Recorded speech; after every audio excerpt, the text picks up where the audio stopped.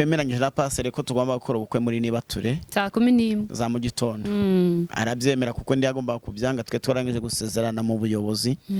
Kandi ababyeyi be nabo ndi bagombaga gutera amahane iyo miryango kuko yari izi neza ko nta bushobozi dufite. Rero nuko twabyemeranije saa 11 za mu gitondo. Umudamu yambara igitenge namuguriye njya gusaba, nta byikanzu nta yari hari. Nanjye nambara ikoti natiye mwarimu w'umudugudu. Twageze ku rusengero, abarokore bakunda inguru, dusanga urusengero ruruzuye. Baje kureba umugeni wa saa 11 za mu gitondo. Nibature y'uwo munsi yari ishyushye. Tugicinjira abaririmbyi rero nuko basanzwe. Ubwo mwahuriye ku muryango w'urusengero muhita mwicarana nk'abageni nyine. Yego. Pastor arambwira ati zana imbeta uri bwambike umukunzi wawe. Ndambwira ndi pastor nta mbeta dufite. Aho mu bukwe nyine muri aho ngaho. Pastor aragenda abwira umushumba ati kibazo kiravutse, abageni nta mbeta bafite. Muhagaza imbere y'abantu. Yaramwongoreye ati nta mbeta bafite. Umushumba atavuga ati cyo ntago ari ikibazo, ati umuntu wambaye imbeta nakuremo adutize. Umundi yakona umwe akuramo imbeta, undakuramo imbeta, arantiza atizana madamu.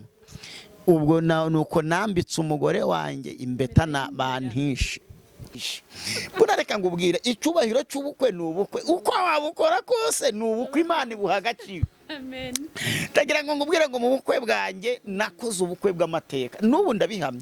Ninjye muntu wakoze ubukwe ababujemo bose bakarya bakanywa. Kuko buri wese yaranyweye ararya ntawatahanye umuheha. Umuntu ashobora gukoresha ubukwe agakoresha za miliyoni nyinshi, ariko abana baje gushungera bagatahira. Umuntu wisuzu gutagira agaciro ntibamwiteho. Ariko ngiye kubera ko bari batandatu. Buri wese agakombe ke cyayi n'umugati, agakombe ke cyayi n'umugati. Nukuri kw'Imana. Ndashima Imana ko mu bukwe bwanjye ntawe utarariye ntawe utaranyoye. Turabashuhuje mwese abadukurikiye ni kuri channel ya Kanani TV Rwanda. Turabashimiye ko mujye mugira gutya mukatwereka ko tujya tubana, mukatwereka ko mudukurikira.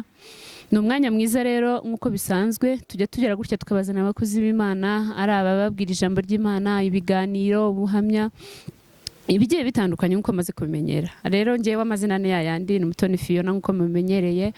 Channel ni yayindi TV Kanani TV Rwanda. Kuri channel yacu musanzwe mudukurikiraho, aba badukurikira ubwa mbere turabashishikariza gukora subscribe kugira ngo ibiganiro byacu cyangwa ubuhamya bijye bibageraho ku gihe. Yaba ari ijambo ry'Imana warisangaho, yaba ari ubuhamya wabusangaho, yaba ari n'ibindi biganiro bijye bitandukanye ariko bifite icyo bimara societe nyarwanda n'abandi bose badukurikiye byose wabisangaho. Rero turabashimira abari hirya no hino, abadukurikiye bari hano mu Rwanda, bari hanze y'u Rwanda, baje badukurikirana, n'ukuri turabashimiye cyane. Tuboneraho no kwihanganisha inshuti yacu mu Kristo dusengana cyangwa twasenganaga, Madrine Tusingwire wagize ibyago akabura umutware we. Turakwihanganishije nawe kuko ni kenshi tujya tubana hano kuri YouTube channel ukatwereka ko udukurikira. Rero twagusengera Imana ngo igukomeze muri bihe urimo bitakoroheye. Imana y'umwijuru niyo yonyine yagufasha aho uri hanze muri Leta Zunze Ubumwe za Amerika. Turagusabira Uwiteka kugira ngo ahagarare nawe, turi kure ntago twabona uko tuguha pole, tukuri hafi ariko muri make turakwihanganishije. Rero dusimbutse aho ngaho murabona ko ntari njyenyine, ndi kumwe n'umukozi w'Imana mukunda mutari bakeya, abagira umugisha kumumenya cyangwa kumubona. Ndabizi muramukunda, mwakomeje kumunyishyuza kenshi. Ngiriba amahirwe rero yo kumubona uyu munsi, ndamubazaniye. Reka dutangire twibwira abadukurikiye. Umukozi w'Imana ni karibu kuri channel yacu. Turakwakiriye, Imana iguha umugisha ko wemeye ubutumire bwacu kaza. Rero twagusabaga ko wibwira abadukurikiye amazina, mbese ubibwire dutangire ikiganiro. Murakoze cyane pastor. Amazina yanjye nitwa Niyonsenga Irene. Ndi umugabo wubatse, mfite umugisha wo kugira umugore n'abana 4. Ndashima Imana ko tugiye kubana muri uyu mwanya Imana iduhaye. Imana y'amahoro nikomeze kuduhana umugisha. Turamushimiye umushumba aratwibwiye, ndumva ari ibyo ngibyo. Noneho rero tugiye kwinjira mu kiganiro nyirizina. Amaze kutwibwira ni umukozi w'Imana, arubatse, ni umugabo, ariko ngira ngo mwumvishe ko muzabona umukozi w'Imana, ni umugabo arubatse, mubona ndasetse. Akantu nsetse namwe namara gusoza, ndabizi ko namwe harimo abari buze kuba bakuyemo kumenya impamvu nasetse. Rero mushumba turakwakiriye, tugiye kumva ubuhamya bw'ubuzima bwe, agiye kutubwira muri make ubuzima bwe, agere naho atwinjira igihe cye cy'urushako, atubwire muri make uko byagenze. Tujya twumva ngo uko byagenze ngo ebara umupfu, ariko twe ntituri abapfu. Tujya kuganirira abantu baduteza amatwi cyangwa badukurikiye, abatwumva batureba. Mushumba aragira ngo tubwire abantu, dusangize abantu ubuzima bwacu bwawe, ubwo ngubwo nicyo mvuga. Hanyuma tugere no kuri hantu ngewe nigeze numva aho wakoze ubukwe saa 11 za mu gitondo ubukwe bugatahwa n'abantu ngira ngo 6, reka ne kubivugaho cyane, uraza kubyivugira ko niho bizi. Ndakwakiriye, ni karibu rero. Murakoze cyane. Ari ijambo ry'Imana ngunda ryanditswe mu ijambo ry'Imana, ubutumwa bwiza uko bwanditswe na Yohana igice cya 9 ku murongo waho wa 3. Hari ijambo ryavuzwe na Yesu ubwe. Iryo jambo yari arimo arisubiza abigishwa be bitewe n'ikibazo bari bamubajije, ngo bari babonye umuntu wavutse ari impumyi. Baramubaza ngo ese ni icyaha cye cyangwa se ni icyaha cy'ababyeyi be? Yesu yabasubiza ijambo rikomera abwira ngo uyu nta cyaha yakoze, n'ababyeyi be nta cyaha bakoze, ngo ahubwo ngo byabaye ni ukugira ngo umurimo w'Imana werekanirwe muri we. Hari igihe ibintu bikubaho bikaba bishaririye ari bibi, ariko bikaba byaravuye ku Mana kugira ngo Imana izabone uko yiyerekana, cyangwa se Imana izabone uko ubifasha nyigisho ku bandi. Nkunda kwigisha iryo jambo iyo ndimo nigisha ijambo rivuga ngo kuba ikibaho, ukaba ikibaho Imana itangiraho amasomo. Ubu buzima rero umuntu wese agenda ahura nabwo, cyangwa se ibintu bigoye agenda ahura nabyo, burya ni isomo Imana ibiri kwigisha abandi bazamenya amateka y'uwo muntu. Kandi burya gutanga ubuhamya ni ikintu cy'igiciro, bikomeza abantu benshi. Yego. Rero bene data, nguko nabibabwiye, nitwa Niyonsenga Irene. Uyu munsi ndi umugabo wubatse, ariko nifuje ko dusangira ubu buhamya kugira ngo nawe buguhumurize, bugiraho bukuvana, bugiraho bukugeza mu buryo bw'ubukristo cyangwa se no mu buzima busanzwe. Ndaza gutangira ndi umwana, nagize umugisha wo kuvuka, ariko mvukira mu rugo rwiza, mu rugo rushobotse nk'uko abantu babivuga. Kuko naravutse nsanga papa ni comptable wa komine Kanama, sanga mama ni umucuruzi afite depo ya Primus na Fanta, sanga mba kwa sogokuru yari umwarimu ariko atunze imodoka. Najyaga ku ishuri ngagenda n'imodoka, nataha papa kaza kuncyura kuri moto. Mu yandi magambo navutse mu muryango wifashije, umuryango wari wifashije, nta kibazo na gito nari mfite. Muri icyo gihe mu gihe abandi bana bajyaga kwiga batambaye inkweto, nge najyaga kwiga nambaye inkweto. Hari umuririmbyi ndamukunda cyane, ningira umugisha wo guhura nawe nzamushimira. Burya abaririmbyi n'abahanga, yavuze ijambo rikomeye, aravuga ngo isi ntabwo isakaye, umuntu wese yanyagirwa. Yego. Mvuze ibi naba mpawe umugisha wo kubwira abantu ko dukwiriye kubaha Imana no kuyumvira urwego wa burimo rwose. Namenye ko nta hantu heza Imana itakugeza. Yego. Ariko kandi hari n'igihe Imana yagukuraho heza ikakugeza hasi. Ibyo bintu Imana irabishoboye nabyo. Yego. Kandi tureke kuvuga ngo ni Satani ubikora, n'Imana yabikora. Yemeye ko Yobu ageragezwa, nabyo Imana yabikora. Yego. Rero kubera ko isi idasakaye, naje guhura n'ikigeragezo mfite imyaka 10. Papa arapfa, kiri muto, apfa koza imbanuka, kandi apfa ari nge mwana mukuru iwacu. Papa yari afite abagore 2, kandi mama yari umugore wa 2. Mu bagore 2 papa yari afite abana 12, ariko muri abo bana bose ni nge mukuru. Muri abo bana bose 12 niwe wari mukuru muri bose, kandi icyo gihe yapfuye icyo gihe yapfuye ufite imyaka 10. Mfite imyaka 10. Yego. Hanyuma reka mvuge no kuri icyo kintu cyuko ari nge mwana mukuru, kuko niyo mbarutso y'ubuzima bubi karishe bucyariye na ugenda. Mama akiri umukobwa yakoreraga abazungu.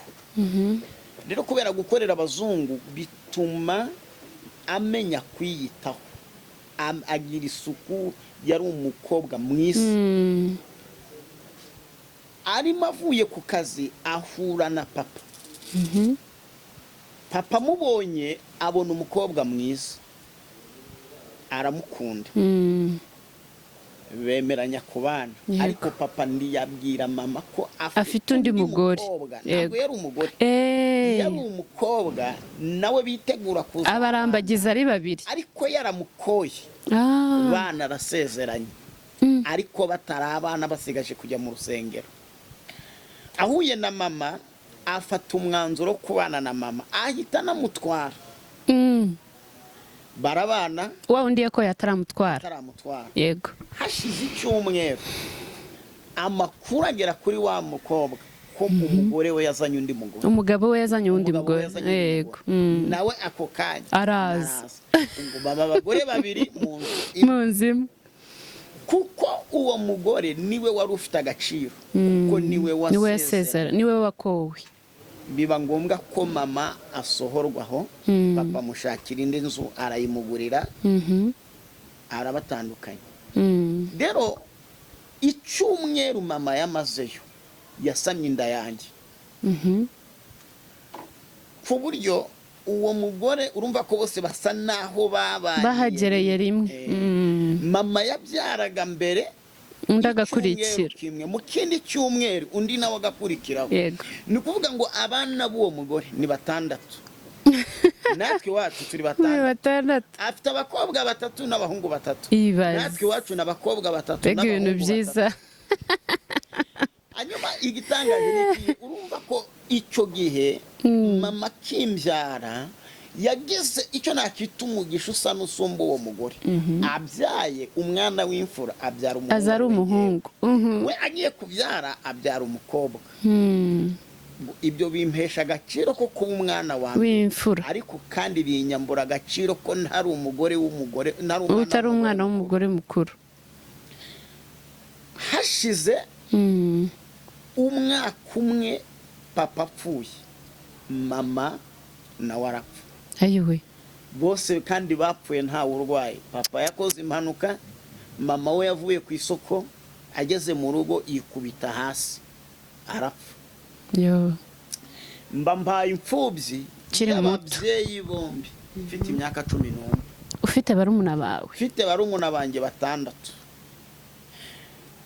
Igihe papa yarakimara gupfa, habayeho imanza z'abagore babiri ba papa kugira ngo bagabane imitungo. Kubera ko icyo gihe itegeko ryahaga agaciro umugore wasezeranye, iryahaga agaciro abana. Bemeza ko abana araba, atwebwe abana turi aba papa, ariko mama ni indayo. Imitungo yose ya papa ihabwa uwo mugore. Twebwe batwemerera inzu imwe yo kubamo n'akandi gato papa yari yaraguze aho twari dutuye, kuko ntabwo twari duturanye. Aho rero niho ibibazo byatangiriye. Urumva twabaye imfubyi, tutagira umutungo. Twari abana 6 mu rugo iwacu. Birumvikana ko nari nsigaye ari we mukuru, ari ngiye mukuru. Ntabwo navuga ngo nari mfite inshingano zo kwita kuri barumuna banjye, kuko umwana w'imyaka 11 ntabwo yashobora kurera barumuna. Hani ibyo kubarera nari mfite. Ari ijambo ry'Imana yanditswe muri Zaburi ya 68 umurongo waho wa 7. Haravuga ngo Imana iri mu buturo bwayo bwera, ni se w'imfubyi, ni umucamanza urengera abapfakazi, abesha mu mazu abatagira shinge na rugero. Amen. Reka ngubwire ko Imana ni umubyeyi utangaje, ni umubyeyi utajugunya abana. Imana yabanye natwe muri ubwo buzima, iraza ihagarara aho ababyeyi bagahagaze. Reka mvuge ngo idutungisha amano. Yego. Kugeza uyu munsi ntabwo navuga ngo nabayeho njyane, nanyoye ne, ntabwo mbizi. Ni ibintu byikorerwaga n'Imana. Ku murumuna wanjye umwe muto inzara yaramukubise afata icyemezo cyo kwigira impumyi.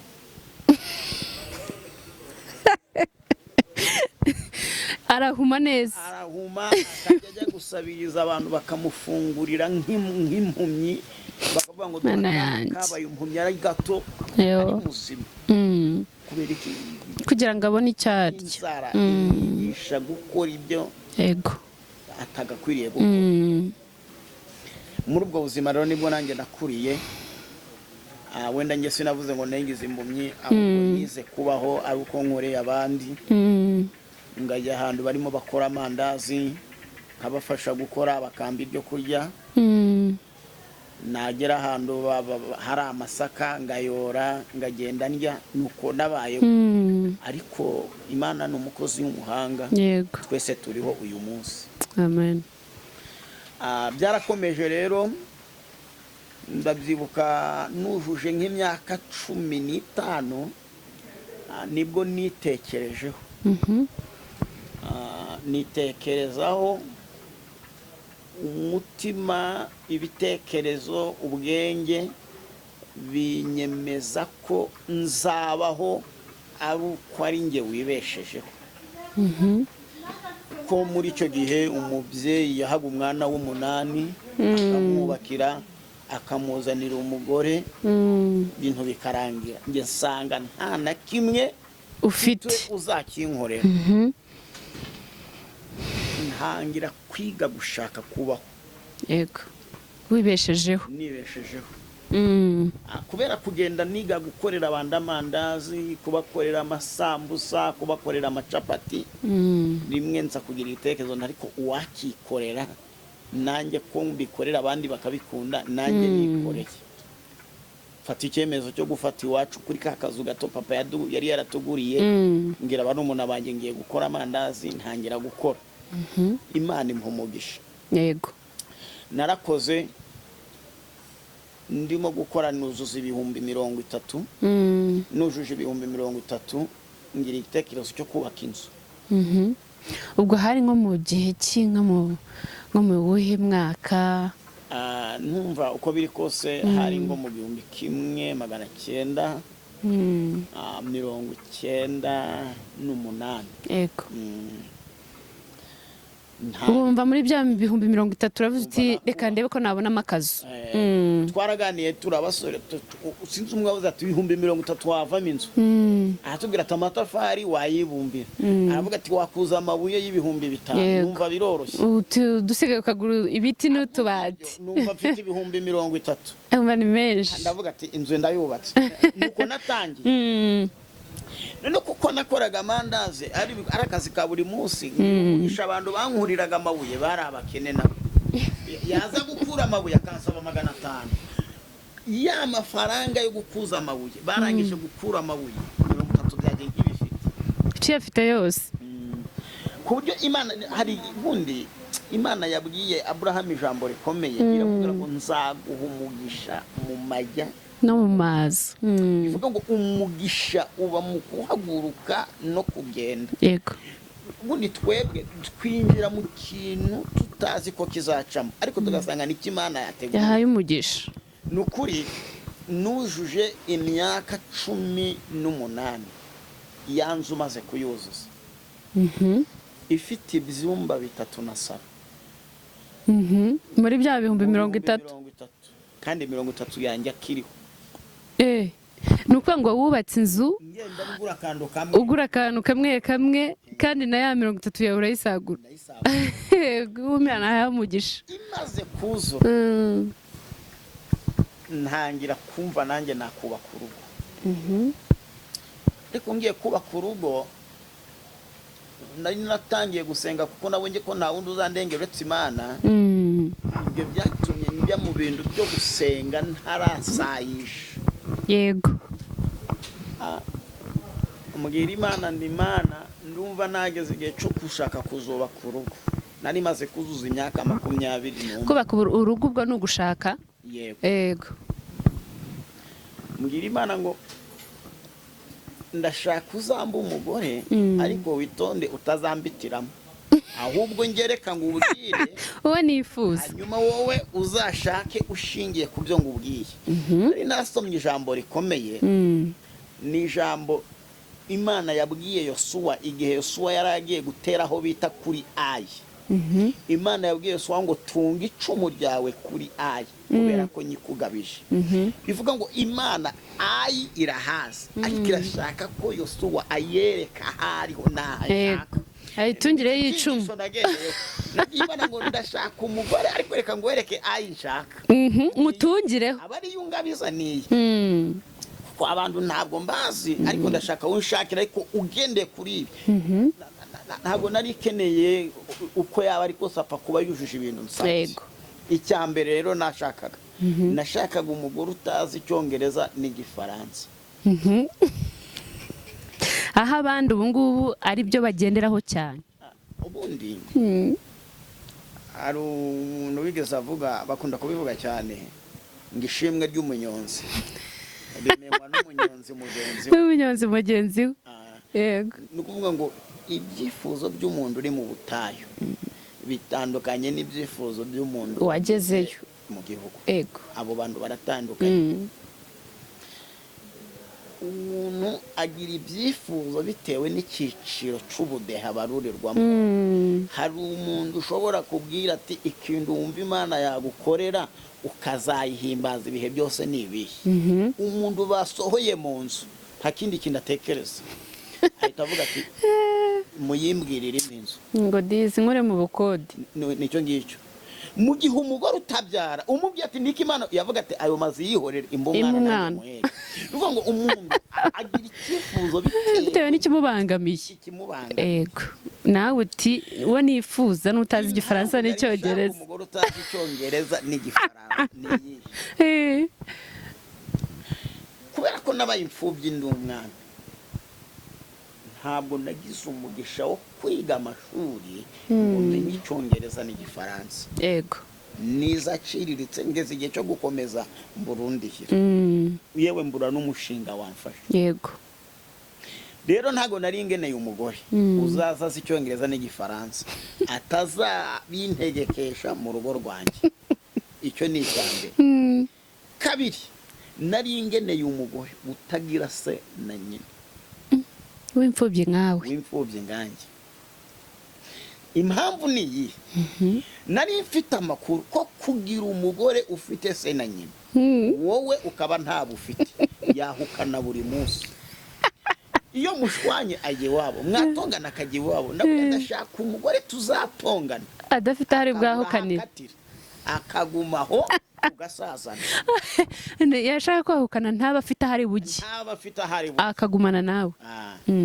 Gatatu, nari ngeneye umugore utazi gucuruza, atazi afite amafaranga. Abantu bakibwira ko namukunze kubera amafaranga, cyangwa twagira icyo tugeraho akavuga kariwe byaturutseho. Imana ni umukozi w'umuhanga.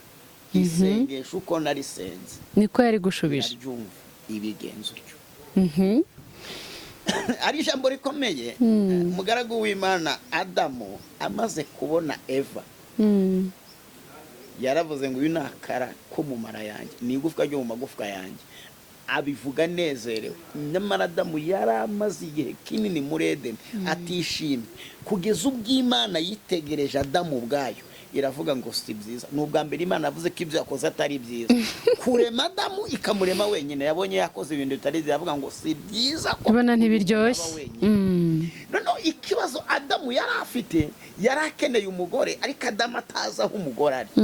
Kumba Adamu yagendanaga umugore we atazi ko amufite. Umugore we yari amufite ari igufwa rye.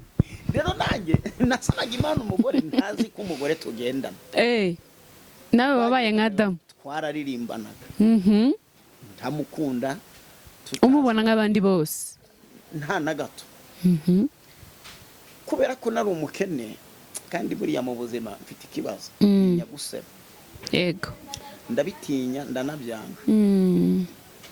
Numvaga kuzabona umuntu uzangunda n'ubukene bwanjye bizangora.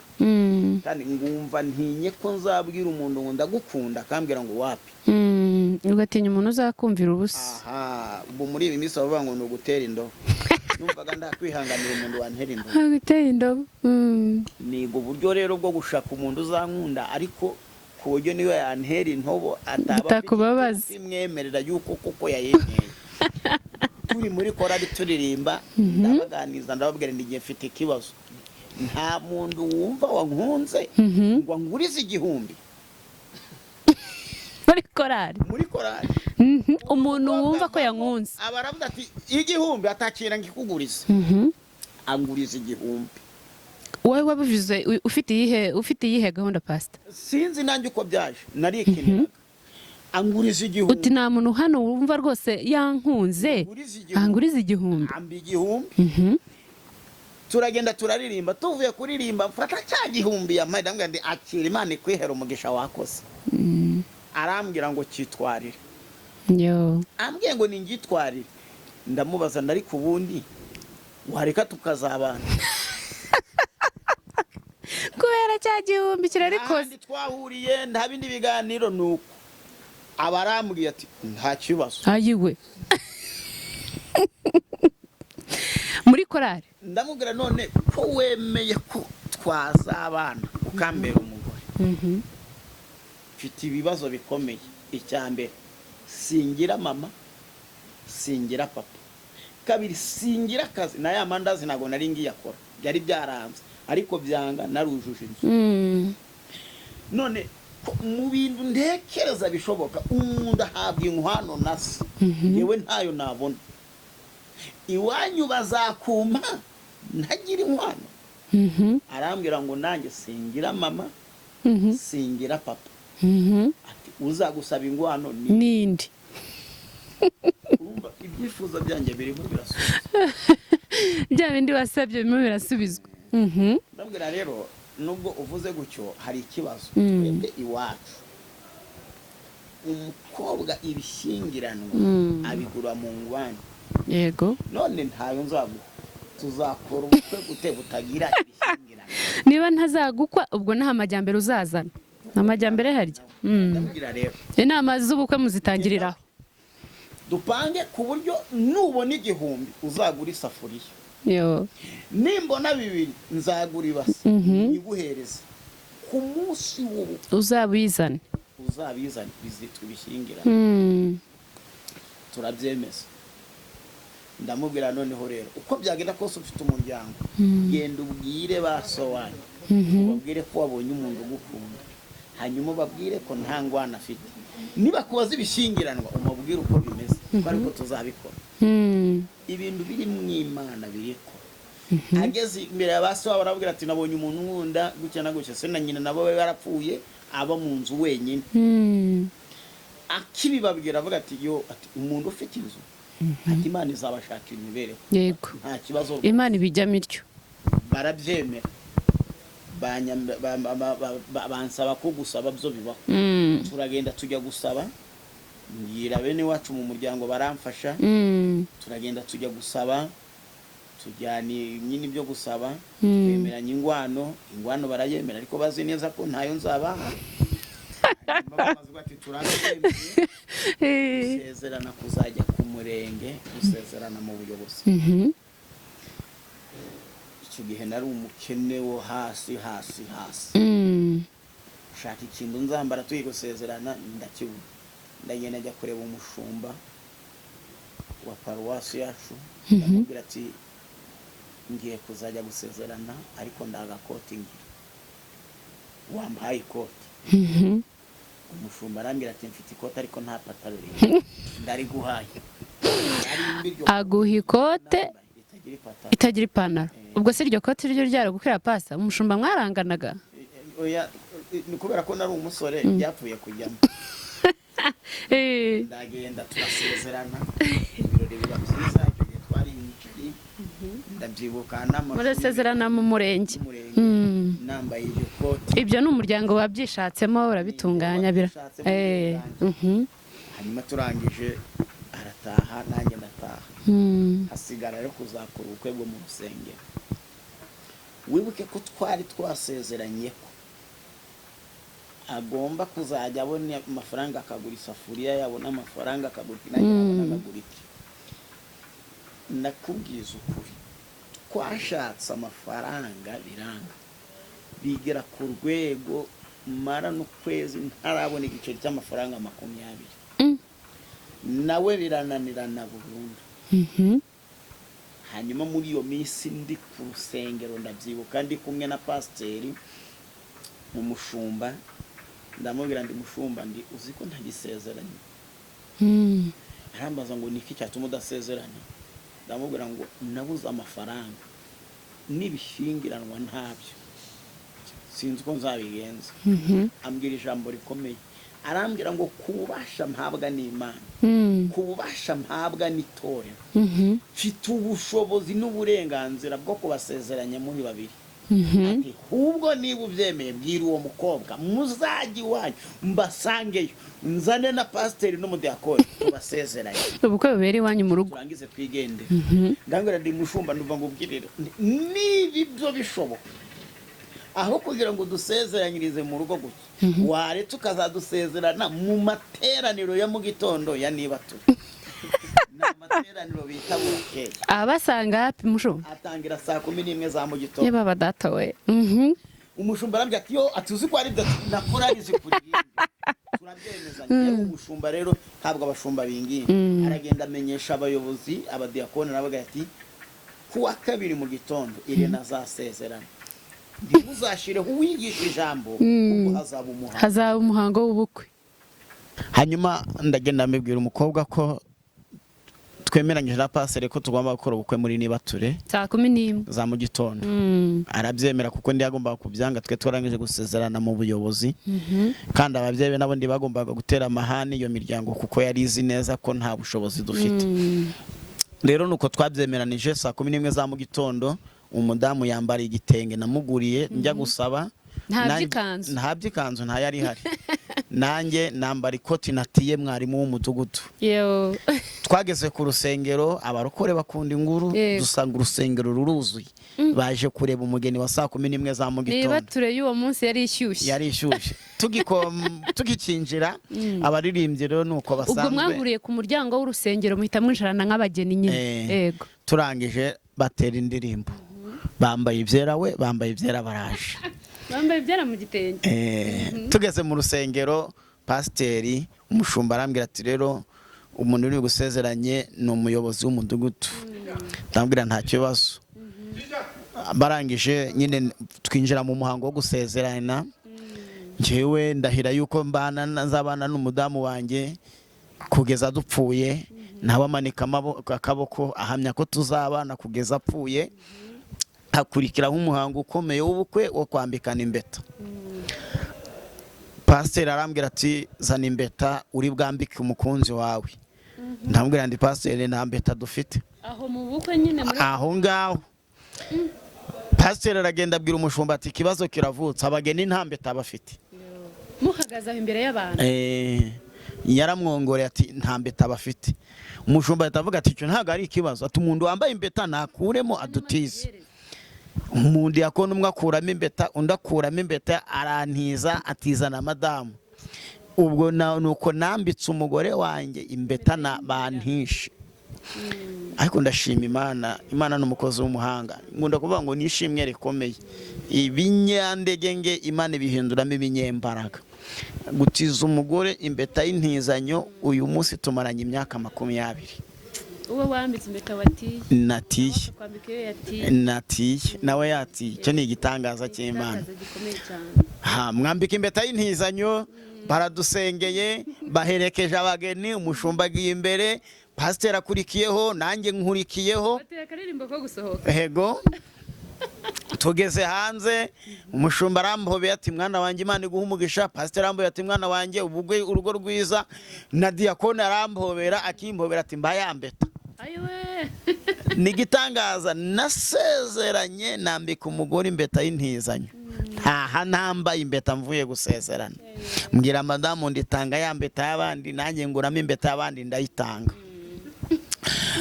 Hari ijambo rikomeye buriya nitujya dusoma ijambo ry'Imana tujye tudizera nk'ukuri, kandi Imana iri inyuma y'ijambo yavuze kugira ngo irisohoze. Hari ijambo yavuze ngo ubukwe bwubahwe n'abantu bose. Niba ushake bukoreshwe n'abantu batambaye inkweto, ariko ni ubukwe. Niba ushaka bari ubw'umukecuru n'umusaza, ni ubukwe bukwiye kubahwa n'abantu bose. Niba Imana itegeka ngo ubukwe bwubahwe n'abantu bose, nuko yo ubwayo iba yabwubashye. Abantu benshi dukunda kuganira bigeze bambwira atari kwirene ko tugukunda waretse ukazasubiramo ubukwe tukabugukorera neza. Icyo gitekerezo nze kukikubwira. Noneho abantu bamaze kwemeza ibyo bintu, Imana intumaho irambwira ngo ntukamvuguruze, ngo buriya bukwe ninjye wabushatse, nuko nabushatse, nta bukwe buruta buriya. Ati kuko buriya bukwe bwanjye buzakiza benshi, buzatabara benshi, buzatuma abantu benshi bafata icyemezo. Nsanga koko Imana imbwije ukuri. Ibukwe kubera ko bumba kubaha n'abantu bose. Wibuke ko mu bukwe nta muntu n'umwe twatumiye.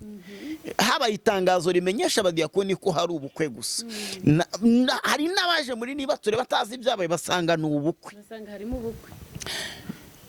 Igihe cyo gutaha cyarageze, nge na madamu dufatana ukuboko nk'abageni. Turatashye. Kubera ko Imana izi ko ubukwe bukwiye kubaho, ishaka abantu 6 batuye muri quartier dutuyemo. Abakwe n'abashyingirwa baraduherekeza, baravuga ati kuva dutahana reka tujyanira tugende tubaganiza. Bagenda batubwira ati Imana ibahumugisha, ati ibintu birasobanutse. None uko tugenda tuganira havamo umudamu umwe, ntabwo nzamwibagirwa, yitwa Mukasafari. Aravuga ati ariko we ubundi mwareka tukabageza mu rugo. Havamo umugabo twagasana ati icyo gitekerezo ni tubageze mu rugo. None bakivuga ngo tubageze mu rugo, uwo mudamu ahita avuga ati none se turabagezayo dutahiraho tugaruke gutyo gusa. Uwo mugabo twagasana atavuga ati yewe ati nge mfite 200. Uwo mudamu aravuga ati nanjye mfite 100. Ahita ambwira ngo Irene wambaye agafunguzo ko mu rugo, umuha agafunguzo. Afata ya mafaranga 300. Arirukanga aguramo inusu y'isukari, aguramo n'ipaki imwe y'imigati. Aragenda ageze mu rugo asanga iwanjye hari imishingiriro. Arangije arayifata aracana, ateka icyayi cya mukaru. Twagezeyo dusanga icyayi kirahiye, imigati iraho ngaho. Resebusiyo. Buri wese agakombe k'icyayi n'umugati 6. Nanjye na madamu 8. Buri wese agakombe k'icyayi n'umugati, agakombe k'icyayi n'umugati. Reka ngubwire pastor, abando dusuzugura ibintu. Buriya muri iyi minsi ya corona yaciye agasuzuguro. Umuntu yakoraga mariage haba hataje imodoka agaparika yarimo mu muhanda kugira ngo akora mbutiyaje, iziri inyuma zihagarare kugira ngo azerekane mu mavideo ko yatahishijwe ubukwe bw'abantu benshi kandi ari iz'abandi yitisha. Burareka ngubwire icyubahiro cy'ubukwe ni ubukwe, uko wabukora kose ni ubukwe Imana ibuhagaciro. Amen. Tagira ngo ngubwire ngo mu bukwe bwanjye nakoze ubukwe bw'amateka. N'ubu ndabihamye, ninjye muntu wakoze ubukwe ababujemo bose bakarya bakanywa, kuko buri wese yaranyweye ararya, ntawe atahanye umuheha. Umuntu ashobora gukoresha ubukwe agakoresha za miliyoni nyinshi, ariko abana baje gushungera bagatahiraho. Umuntu w'isuzugu utagira agaciro ntibamwiteho. Ariko ngewe kubera ko bari 6, buri wese agakombe k'icyayi n'umugati, agakombe k'icyayi n'umugati. Ni ukuri kw'Imana ndashima Imana ko mu bukwe bwanjye ntawe utarariye, ntawe utaranyoye. Amen. Nicyo ndimo nshaka kukubwira rero. Hanyuma ubukwe buraba, ariko urumva ko bwabaye turi mu buzima bugoye, mu buzima buruhije. Icyo gihe cy'ubwo bukwe bwawe babavukanye bawe cyangwa abavandimwe bo bari he? Bari bahari, ntago bari kubutandi kuvuga ngo ntabwo twatumiye. Ntago mwatumiye. Abo bagiye kubona babona Irene afite umugore, bamenya ko yasezeranye. Bamenya ko yasezeranye, bumva amakuru. Nta kindi nari kubabwira. Imana ni igitangaza. Turabana, wenda ndagira ngo nsoze mvuge gato. Tubana mu rugo buzima bugoye bw'ubukene, nawe urabwumva. Nahuye n'ubuzima bugoye ku buryo n'ikindi gice cy'ubuzima nitugira umugisha tuzakivugaho. N'ikindi gice cy'ubuzima twarabanye turasonza, madamu asaminda dushonje, agera ku rwego agira ibiro 37 atwite, njyewe mfite ibiro 48. uri umugabo nawe ari umugore, kubera inzara inda y'amezi 8 ivamo. ayiwe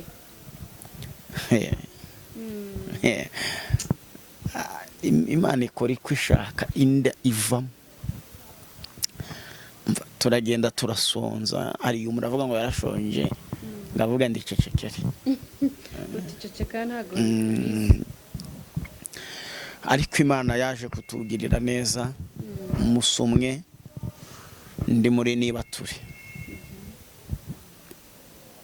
Imana ituma umwana w'umukobwa w'umuhanuzi, araza arambwira ngo Imana yambwiye ngo izakugirira neza. Kubibwira umuntu nkanjye icyo gihe nabonye inzara igiye kutwica, nge na madamu turicara turaganira, mubwira ko ngiye gushaka akazi ko muri resitora, bakajya bambemba 2,500 ku kwezi mfite umugore. Hanyuma nemeye ako kazi kugira ngo bigendute, kugira ngo kubera ko nzaba ndi gukora muri resitora nzajya njya muri resitora ibyaho, hanyuma utubonetse mu rugo madamu nawe tujye twonyine. Ariko natwo turanga, ubuzima buranga burakomeye. Rero muri icyo gihe Imana yavuganye nanjye, njya ngunda kubwira abantu ngo Imana igira neza. Uwo mwana w'umukobwa arambwira ngo Imana yamubwiye ngo igiye kuzangirira neza. Nkumva ntabwo ari ibyanjye, ukareba inzira ukayibona, ngashaka aho byasha bikanyobera.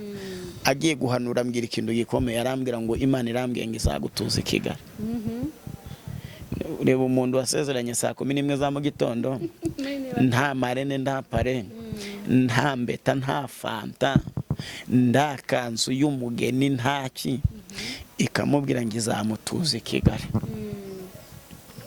Nkumva ni ibintu bidashoboka. Sara, marayika yaravuze ngo agiye kuzabyara. Sara yari yamenye ko abashitsi badasanzwe, kugira ngo hatagira ikibazo kivuka arisekera.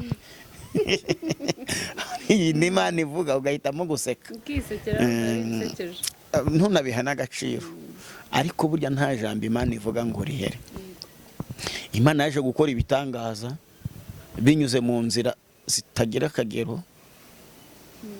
Mbona nanjye mbi Kigali, mbona mbaye mu nzu y'ibiti itagira icumbi itagira saro, ariko yitwe yanjye, kuko yarambwiye ngo izantuza i Kigali.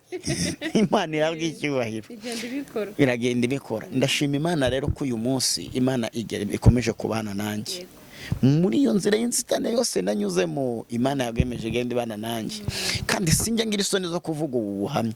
Kubera iki ntagira isoni? Ubu buhamya bumaze kubakira abasore benshi, bumaze kubakira abakobwa benshi. Hari ahantu bamwe nigeze ngira icyumweru cyose ndi kwigisha mbaha ubu buhamya, hahurira n'umugisha, hari umwana w'umukobwa n'umuhungu bafite ubukwe, bose ari imfubyi. Abantu bumvisha ubuhamya bararira, barangije bagati turashaka gukuraho agasuzuguro. Ubu bukwe bw'aba bana bacu tugomba kubukigikira, kuko Imana yadutumye kuri uyu muntu. Bakoze ubukwe burimo amamodoka atagira ingano, harimo ibinyobwa, harimo kwisereva kubera ubwo buhamya. Hari n'abandi bamamagara ati yo Irene we dari byaraducanze, ariko dufashe icyemezo turabimenye. Nabonye ko ibi byabaye rero Imana yabifitemo umusaruro. Niyo mpamvu navuze ngo uriya jambo ndarikunda, rivuga ngo uyu nta cyaha yakoze, n'ababyeyi nta cyaha bakoze, ahubwo ibyabaye kwari kugira ngo umurimo w'Imana werekanirwe muri we. Icyo ni igice cy'ubuzima. Hari n'ukuntu naje i Kigali, hari n'ukuntu bimeze uyu munsi wa none, ariko nukuri ndashima Imana, ntago nicuza ko byambayeho, kuko mbonye bihembura abantu benshi. Nubundi imibabaro yacu igibamo ibisubizo by'abandi, na Yesu kugira ngo dutabarwe nuko yababaye. Ubwo buzima naciyemo n'ibyo naciyemo, hari abantu benshi birimo gutuma bafata imyanzuro batari kuzafata kubera ubwo buhamya. Imana ibumugisha. Barakoze Pasiteri, atuganije ku magambo menshi kandi meza akomeye. Ndibaza ko ubu ngubu hari umuntu ugiye kwibwiriza akavuga ati niba Imana yaramukoreye biriya, nanjye hari ibyo izankorera. Ubwo ngubwo aciye mu ncamake, ntago atubwiwe, aratubwiye ati hari ikindi gice cy'ubuzima tuzongera tugirirwe amahirwe yo kumubona yongera agaruke atuganize kuri icyo gice kindi cy'ubuzima bwe, atubwire n'aho Imana igejeje ikora, kuko ndizera neza ngira ngo mwana bibonye ko yambaye impeta noneho ye akaba niyo yatiye. Ibyo byose ni imirimo y'Imana igenda ikora. Madamu ariyo ni muzima, abana nayanzuye bya biti mwumvishe bayivuyemo n'ubuzima bukomeye cyane Imana yagiye ibacishamo, ariko ubu ngubu ni imirimo ikomeye bafite mu kanwa kabo bashima. Turabashimira rero uko mwadukurikiye. Reka duse n'abasoreza ahangaha iki gice cya mbere cy'ubuzima bw'umushumba atuganirije, tuzongera tumubagarurire ababwire n'ibindi cya gice cya kabiri yabasezeranyije. Mushumba rero tugushimiye ko witabiriye ubutumire bwacu, kugira ngo twasoza usabira abantu umugisha hanyuma tugasoza. Imana ibahe umugisha. Mana turagushimye, turaguhimbaje, tuguhaye icyubahiro kuko uri Imana yacu. Jambo ry'Imana ravuga ngo ninde wakubaza ngo urakora ibiki, urashoboye. Tugushimiye kubw'uyu mwanya mwiza waduhaye, kandi tugushimiye buri muntu wese uzategera amatwi iki kiganiro ko kizagira icyo kirema muri we ndetse kikamuremera n'ibyiringiro. Reka uhereze umugisha buri muntu wese wadutegeye amatwi, nuzakomeza kudutegera amatwi, kandi ukomeze kuzamura iyi cano kugira ngo ubutumwa buhanyura bukomeze buhembura imitima y'abantu benshi. Dusabiye umugisha buri wese uduteza amatwi, kandi turavuze ngo Imana imugirire neza, umuhe byiza, kandi Imana wakoze kubanye natwe. Ibi byose tubisabye mu izina rya Yesu Kristo, amen.